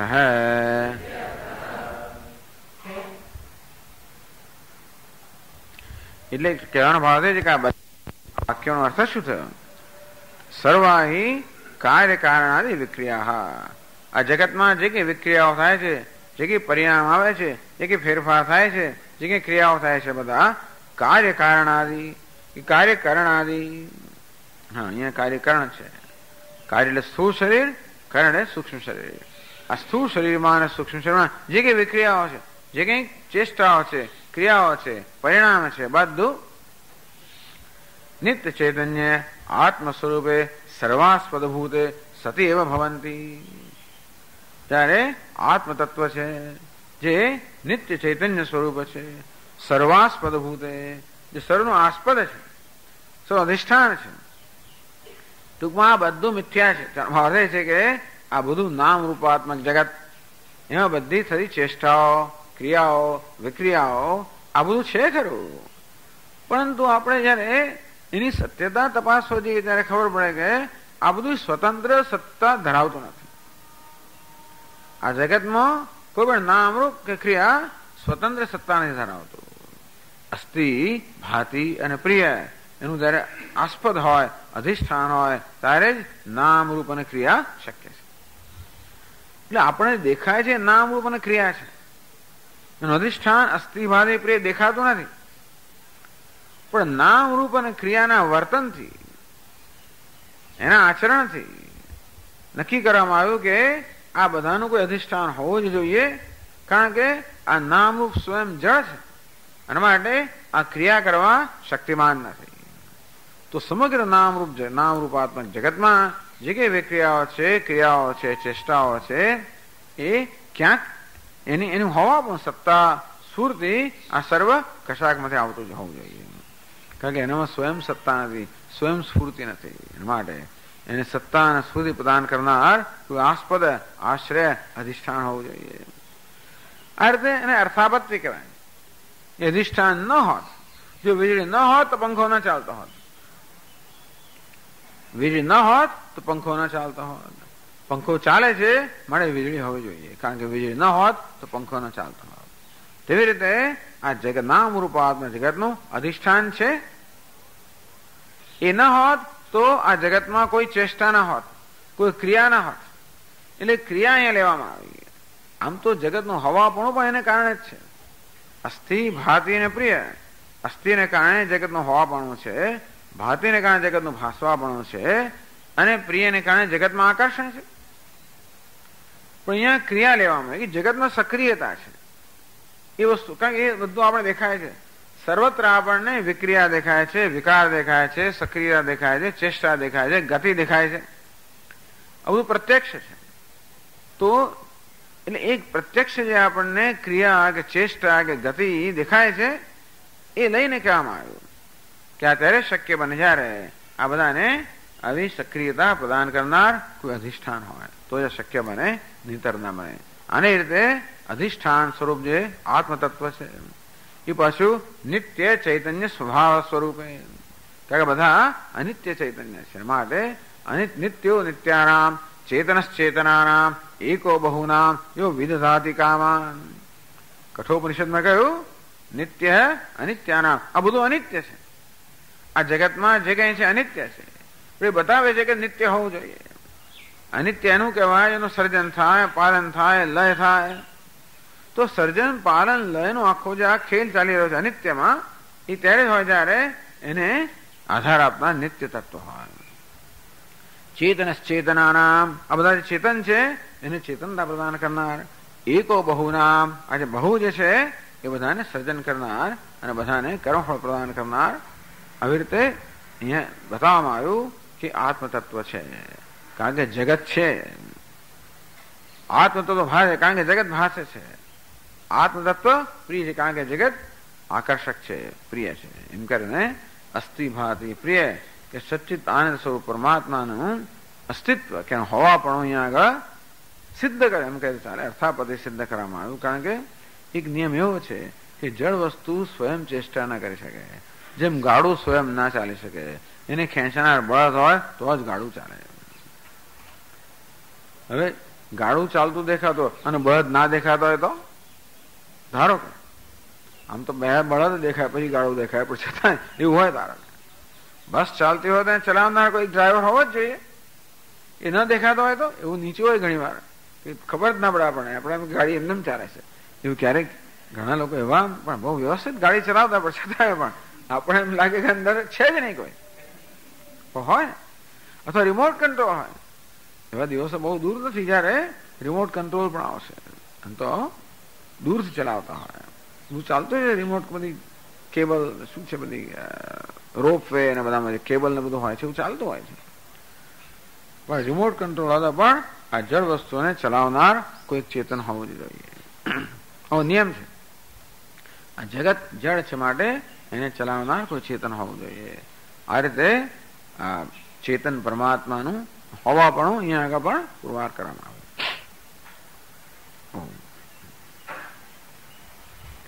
ઓમ પૂર્ણમદ પૂર્ણમિદં પૂર્ણાત પૂર્ણમુદચ્યતે પૂર્ણસ્ય પૂર્ણમાદાય પૂર્ણમેવાવશિષ્યતે.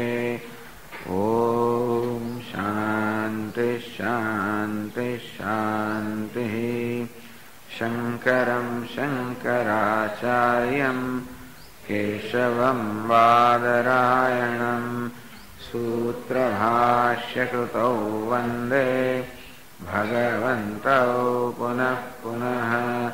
ઈશ્વરો ગુરુરાત્મેતિ મૂર્તિભેદવિભાગિને વ્યોમવદ્વ્યાપ્તદેહાય દક્ષિણામૂર્તયે નમઃ.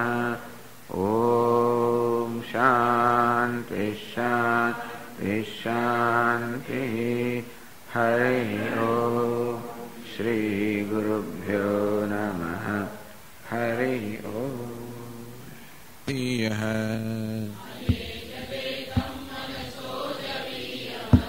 નૈનદ્દેવા આપ્નુવન પૂર્વમર્ષદ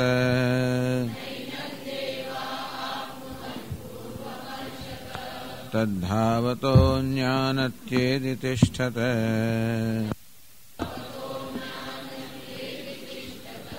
તસ્મિન્નપો માતરિશ્વા દધાતિ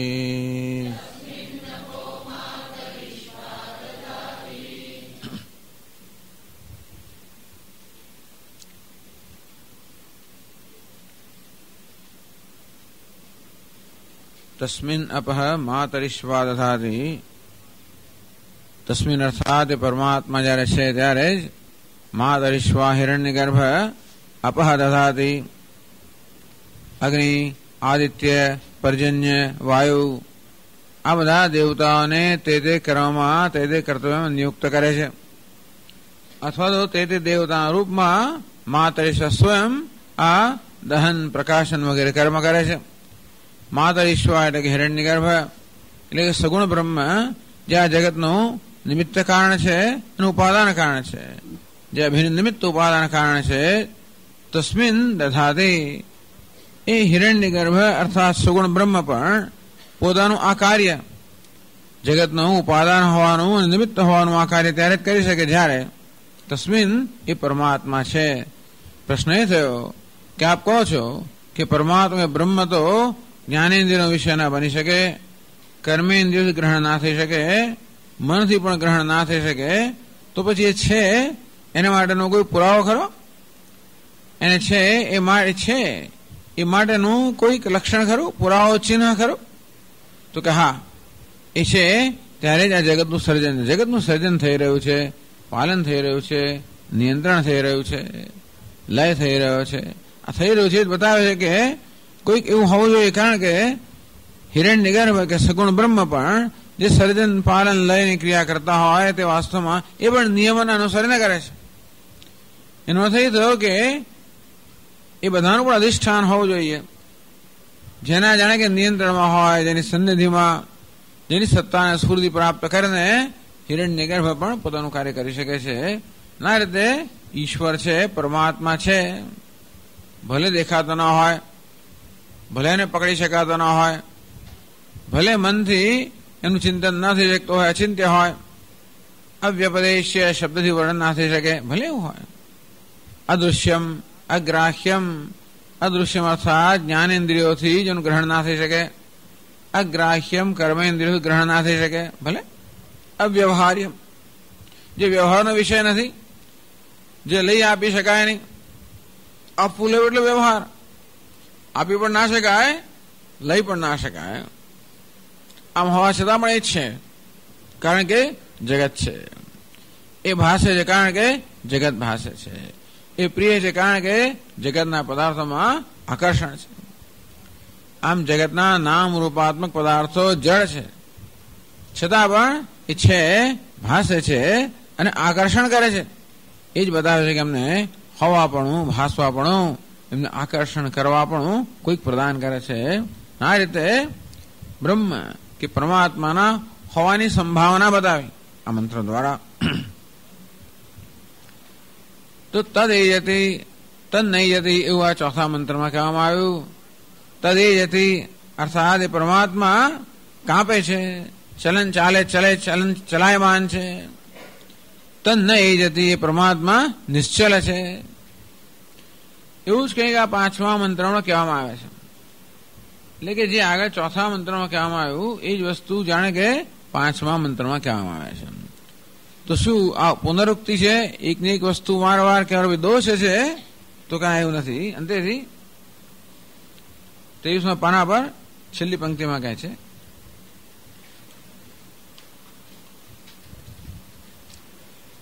ન મંત્રાણામ જામિતાસ્તે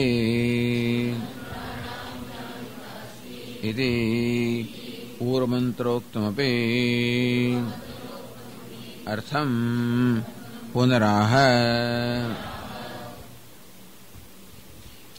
કેવી સરસ રીત છે ને. ક્યાં તો એમ કહી શકાય કે ઉપનિષદ એકને એક જ વસ્તુ ફરી કહે છે. એકને એક વસ્તુ ફરી કહેવી તો પુનરુક્તિ દોષ છે. ક્યાં તો કંઈક નવું કહેવું જોઈએ. કંઈક જુદા શબ્દોમાં ભલે એકનો એક અર્થ હોય તો એ શબ્દો જુદા હોય, કે શબ્દો એક હોય તો અર્થ જુદો હોય, એવું કંઈક નવું હોવું જોઈએ. આ તો એકના એક જ શબ્દો, તદ એ જતી, તદ નહીં જતી, એવા જ શબ્દોનો પ્રયોગ થાય છે પછીના મંત્રમાં. તો એ પુનરુક્તિ દો તો કે નહીં. ન મંત્રાણામ જામિતાસ્તિ, આ મંત્રોમાં આળસ નથી. અરે મંત્રોમાં આળસ નથી. મંત્રોમાં એટલે ઈશ્વરમાં આળસ. મંત્ર એટલે મંત્રના દ્રષ્ટા, એમનો આળસ નથી. એટલે કે મંત્રના દ્રષ્ટા પણ જ્યાંથી મંત્ર પ્રાપ્ત કરે છે એ પરમાત્મા આળસ નથી. શ્રુતિમાં આળસ નથી, શાસ્ત્રમાં આળસ નથી. એક વાર કહ્યું, કોણ ફરી વાર કે? એક વાર કહ્યું છતાં પણ સમજમાં ના આવ્યો તો ના આવે તો હું શું કરું? કોણ ફરી વાર કે? આપણે આસી જઈએ, કોણ ફરી વાર કરે? ન મંત્રાણામ જામિતાસ્તિ, આ મંત્રોમાં શાસ્ત્રમાં આવી કોઈ આળસ નથી. જરૂર પડે તો એકને એક વસ્તુને દોહરાવે, જેને શાસ્ત્રમાં અભ્યાસ કહેવામાં આવે છે. તું શા માટે કરે? કારણ કે આ શાસ્ત્રનું પ્રયોજન, મુખ્ય પ્રયોજન તો એ છે કે કેવી રીતે જિજ્ઞાસુને જ્ઞાન થાય. શાસ્ત્રનું ગુરુનું પ્રયોજન માત્ર પ્રવચન આપવાથી પૂરું થઈ જાય નહીં, પરંતુ શિષ્યને એટલે જિજ્ઞાસુને એ વસ્તુ પહોંચવી જોઈએ અને એને કારણે એને જ્ઞાન થવું જોઈએ, એના જીવનનું કલ્યાણ થવું જોઈએ. મુખ્ય તો એ જ હેતુ છે ને. મોક્ષ પ્રાપ્ત થવું જોઈએ, જીવનનું કલ્યાણ થવું જોઈએ, સર્વ દુઃખમાંથી, અનર્થમાંથી મુક્ત થાય, સર્વ સુખની પ્રાપ્તિ થાય, જીવન સાર્થક થાય. આમ કેવી રીતે જિજ્ઞાસુનું, શિષ્યનું જીવન સાર્થક કરવું, એને શોકમાંથી, દુઃખમાંથી કેમ મુક્ત કરવો, એ માટે કેવી રીતે એને આ જ્ઞાન આ દ્રષ્ટિ પ્રાપ્ત થાય, એ કેમ થાય? તો એ થવા માટે જે કઈ વસ્તુ આવશ્યક હોય એ શાસ્ત્ર કર્યા કરે. કઠોપનિષદની અંદર પણ એકને એક વસ્તુ જુદા શબ્દોમાં એકથી વધારે કહેવામાં આવી. અગ્નિ રસૈકો ભુવનમ પ્રવિષ્ટ, વાયુ રસૈકો ભુવનમ પ્રવિષ્ટ વગેરે એમ કહીને કઈક રીતે વિદ્યાર્થી જોઈ શકે. અવ્યપદેશ્યમ, કારણ કે શબ્દોમાં સીધું વર્ણન થઈ ના શકે. અને છતાં પણ વિદ્યાર્થી જે શબ્દોથી ટેવાયેલો હોય એ શબ્દો દ્વારા જે નથી જાણતો એને જણાવવું. અજ્ઞાત જ્ઞાપકમ શાસ્ત્રમ અથવા અજ્ઞાત જ્ઞાપકમ પ્રમાણમ, જે અજ્ઞાત છે એનું જ્ઞાન કરાવવું એનું નામ પ્રમાણ. તો અજ્ઞાત તત્વનું જ્ઞાન કરાવવું, બસ એક જ માત્ર પ્રયોજન છે શાસ્ત્રનું. તેથી એ પ્રયોજન સિદ્ધ કરવામાં શાસ્ત્રને કોઈ આળસ નથી. ન મંત્રાણામ જામિતા અસ્તિ, આ મંત્રમાં શાસ્ત્રમાં કોઈ આળસ નથી. એ કારણથી પૂર્વ મંત્રોક્તમપી અર્થમ, પૂર્વના એટલે કે ચોથા મંત્રમાં જે કહેવામાં આવ્યો એ જ અર્થ, એ જ વસ્તુ પુનઃ આ પાંચમા મંત્રમાં વળી એની એ જ વસ્તુ શાસ્ત્ર ફરી કહે છે. તો પાંચમા મંત્રમાં કહે છે તદે જતિ તન્નૈ જતિ તદ્દૂરે તદ્વંતિકે તદંતરસ્ય સર્વસ્ય તદુ સર્વસ્યાસ્ય બાહ્યતઃ.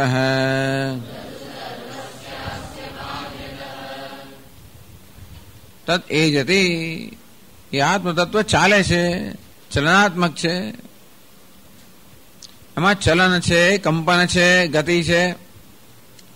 તન્ન એ જતિ, વળી એમાં એ ચાલતું પણ નથી, એ નિશ્ચલ છે, અકંપ છે. એ કંપાયમાન પણ છે, અકંપ પણ છે, ચલાયમાન પણ છે, અચલ પણ છે, ગતિમાન પણ છે, સ્થિર પણ છે, વિકારી પણ છે, નિર્વિકાર પણ છે. તદ એ જતિ તન્ન એ જતિ. જેમ ભગવદ્ ગીતા ભગવાન કહે કે મત્સ્થાની સર્વભૂતાની ન ચાહમ તેષુ અવસ્થિત ન ચ મત્સ્થાની ભૂતાની. આ બધા ભૂતો અર્થાત બધા પ્રાણીઓ, બધા જીવો, સમગ્ર જગત મારામાં છે અને મારામાં નથી. આમ એકના એક વાક્યમાં વિરોધાભાસ બતાવે.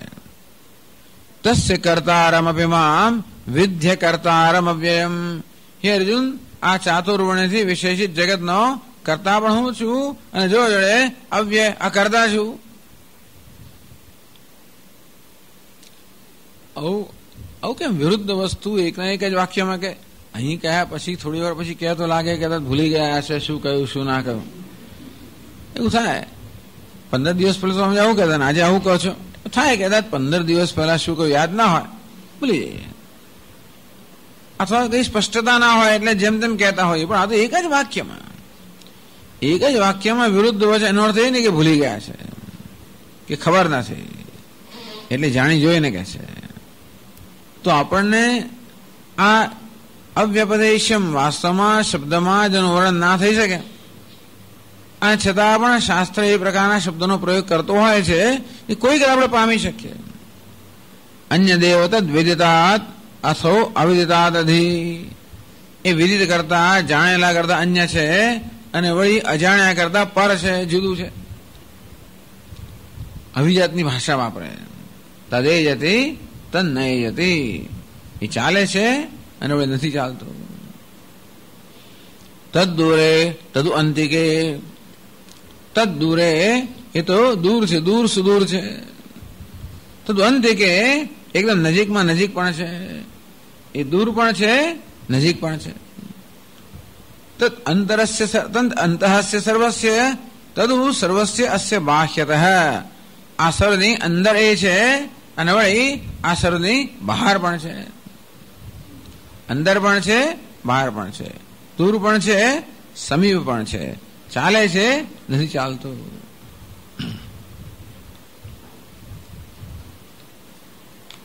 તો જો હવે ભાષ્યમાં સમજાવે છે તદ આત્મતત્વમ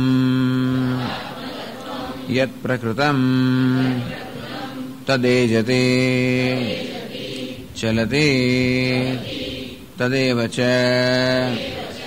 ન એજતે સ્વતઃ નૈવ ચલતે સ્વતઃ અચલમેવ સત ચલતે ઇવ ઇત્યર્થઃ.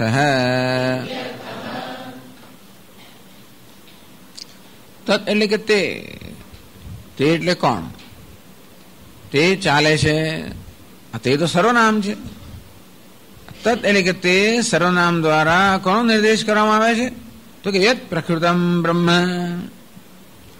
જે અત્યારે ચર્ચાનો વિષય છે. આત્મતત્વ ચર્ચાનો વિષય છે, બ્રહ્મ ચર્ચાનો વિષય છે. એટલે જેની ચર્ચા ચાલી રહી હોય એને માટે આપણે સર્વનામનો પ્રયોગ કરી શકીએ. જેનો નિર્દેશ થયો જ નથી એને માટે, જેનું નામ લેવાયું જ નથી એને માટે સર્વનામનો પ્રયોગ ન થાય. પરંતુ જેની ચર્ચા ચાલી રહી છે એનો આપણે સર્વનામથી નિર્દેશ કરી શકીએ. તત આ 7 આગળના મંત્રમાં જે કહેવામાં આવ્યું, તસ્મિન નપો માતરિશ્વા દધાતી, એ અધિષ્ઠાનનું પરમાત્મા જ્યારે છે ત્યારે માતરિશ્વા હિરણ્ય ગર્ભ બધાને કર્મ નિયુક્ત કરી શકે છે અથવા બધા કર્મ ધારણ કરે છે. એ જગતના અધિષ્ઠાનનું પરમાત્મા. ઈશાવાસ્યમ ઇદમ સર્વમ યત્કિંચ જગત્યામ જગત, આ જગતીમાં બ્રહ્માંડમાં જે કાંઈ છે એ વાસ્તવમાં ઈશ્વર વડે, પરમાત્મા વડે આચ્છાદિત કરવું જોઈએ. ઈશ્વર સર્વ છે. આ રીતે જેની ચર્ચા ચાલી રહી છે. એ કે છે આત્મહનો જનાહ, જે આત્માને કે પરમાત્માને ન જાણવાને કારણે અસૂર્યાનામ તે લોકાહ, ન જાણવાને કારણે અજ્ઞાનિક અવિવેકી પુરુષોને આસુરી લોકમાં જવું પડે છે. અને જેને જાણે એને જ્ઞાની પુરુષ મુક્ત થાય છે. એ આત્મતત્વ, એ પરમાત્મા બ્રહ્મ જે સત્ય ચલતી, જેને એક અદ્વિતીય કહેવામાં આવ્યું. અનેજત એકમ, અનેક વાર આપણે કહ્યું છે કે માત્ર એક ઈશ્વર છે એવું જ નહીં, પરંતુ એક ઈશ્વર જ છે. ઈશ્વર સિવાય કંઈ છે જ નહીં. આ ઉપનિષદનું દર્શન છે. એ તત એક અદ્વિતીય પરમાત્મા એ જતી, એ ચાલે છે, હાલે છે, ગતિમાન છે, વિકારી છે, કાંપે છે. એટલે એનો અર્થ એવો થયો કે જે કે ચલાયમાન છે, વિકારી છે, જે કે ગતિમાન છે, વાસ્તવમાં તે અર્થાત પરમાત્મા છે. એનો અર્થ એવો થયો પરમાત્મા ચાલે છે અથવા જે ચાલે છે એ પરમાત્મા છે. આગળ કહ્યું અનેજત, એ તો નિષ્કંપ છે, નિશ્ચલ છે. અહીં કહે છે તદ એ જતી, એ જ કંપાયમાન છે, એ જ ચાલે છે.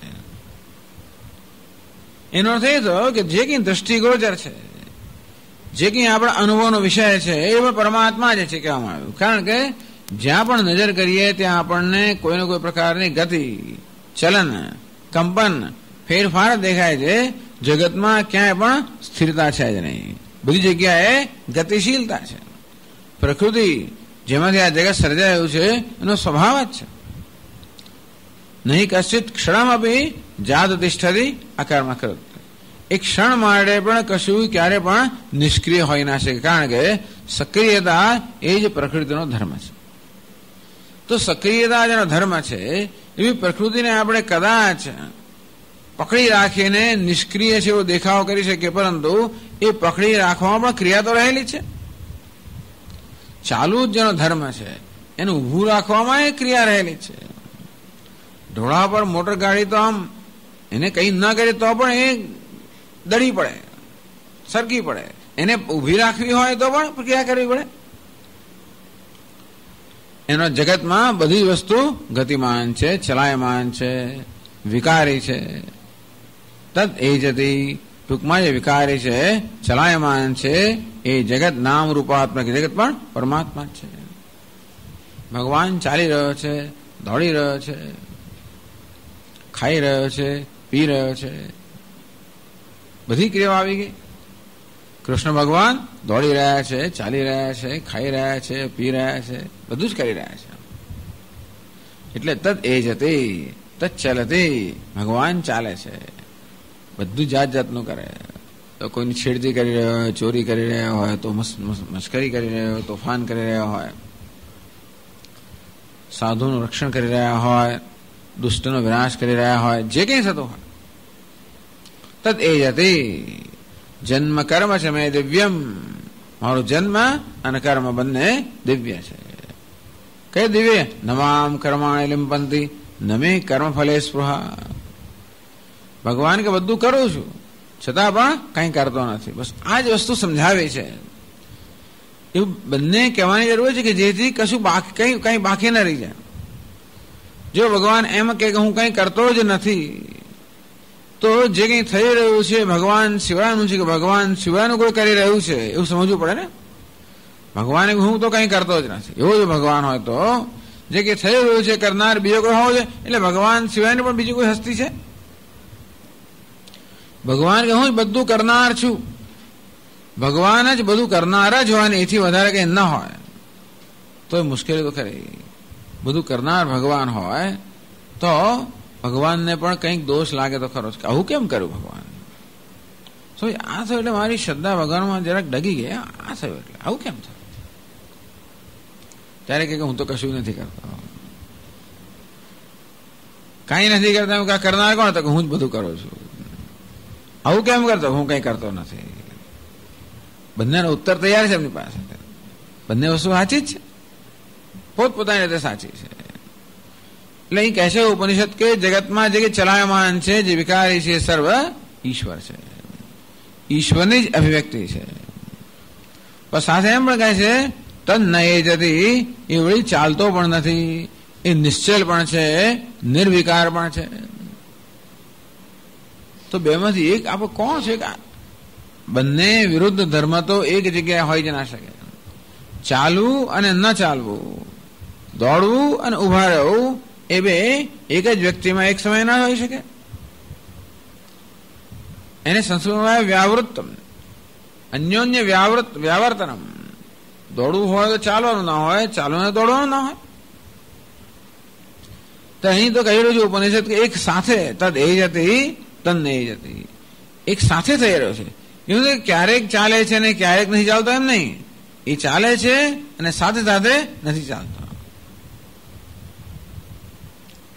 આ બંને વિરુદ્ધ જયારે હોય ત્યારે એટલે શંકરાચાર્ય મહારાજ કહે છે કે સ્વતઃ અચલ એવ સત ચલતી ઇવ ઇત્યર્થ. તો બે સાચું કયું?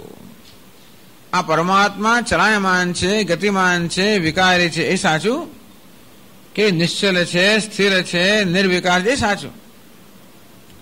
તો કે સ્વતઃ અચલમ એવ, સ્વયં નિશ્ચલ હોવા છતાં પણ ચલતી ઇવ ઇત્યર્થ, જાણે કે ચાલતો હોય, જાણે કે વિકારી હોય એવું છે.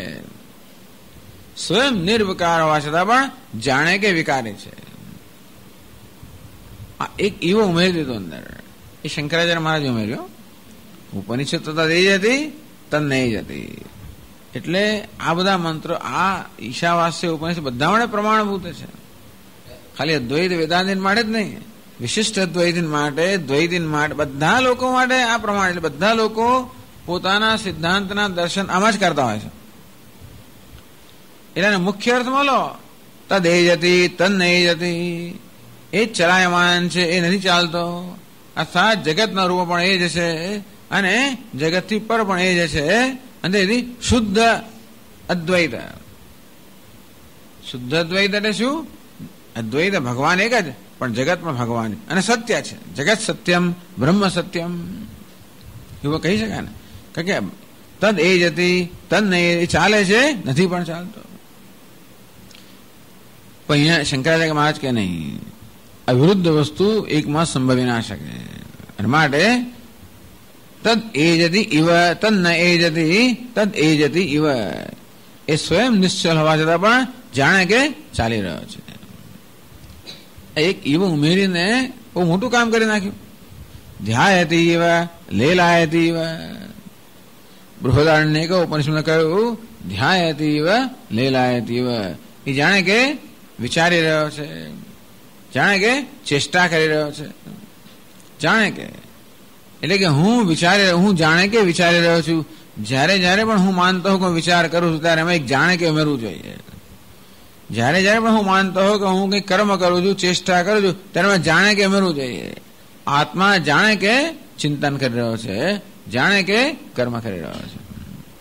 એટલે સ્વયં ચિંતન ન કરતા હોવા છતાં પણ જે ચિંતન કરી રહ્યો છે એમાં અહમ ભાવને કારણે જાણે કે ચિંતન કરવું એ તો બુદ્ધિનો ધર્મ છે.